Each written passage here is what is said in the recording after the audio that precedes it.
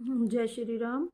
आज 22 दिसंबर 2025 पौ माह का शुक्ल पक्ष का द्वितीय तिथि है और हम पढ़ रहे हैं वाल्मीकि रामायण का बालकांड का 11वां सर्ग। और हमने 10 सर्ग तक पढ़े, जिसमें हमने पढ़ा कि राजा दशरथ जी पुत्र प्राप्ति के लिए अश्वमेघ यज्ञ करा रहे हैं। और उसमें ही हमने पढ़ा कि जो पिछला था वो ऋष्यशृंग जी की कथा हमने पढ़ी थी। अब 11वां सर्ग है कि सनत कुमार जी द्वारा वर्णित भविष्य कथा वर्णन। राजा दशरथ के मंत्री सुमंत ने बताया कि सनत कुमार जी ने सतयुग में कहा था कि इक्ष्वाकु वंश में श्रीमान दशरथ नाम के एक धर्मात्मा और सत्यवादी राजा होंगे और उनकी अंग देश के राजा से मित्रता होगी और वही महाराज दशरथ के शांता नाम की कन्या होगी।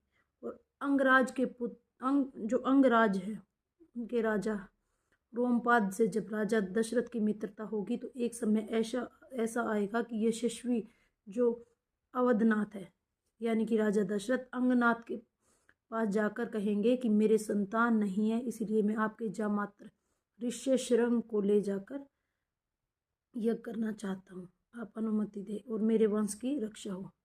और ये सुनकर अंगराज मन में सोच समझकर अपनी स्त्री और पुत्र सहित ऋष्यशृंग अपने जामाता ऋष्यशृंग को उन्हें समर्पित कर देंगे और इससे उनको ये नर पुत्रेष्टि यज्ञ का उनके यहाँ अनुष्ठान करेंगे।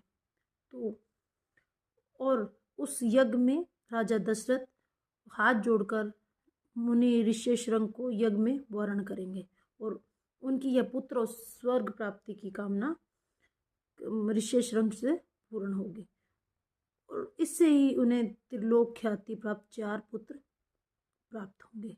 और इस प्रकार सतयुग में ऋषियों से मिलने पर देव प्रधान सनत कुमार जी ने कहा था।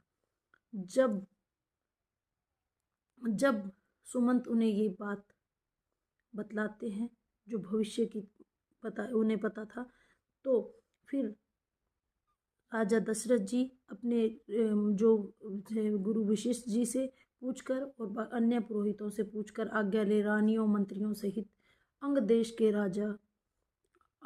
राजा रोमपाद जी के यहाँ पहुँच गए। फिर वहाँ उन्होंने अपने जो यज्ञ के लिए उन्होंने बताया और उन्होंने उनसे कई दिन उनके वहाँ बिताए।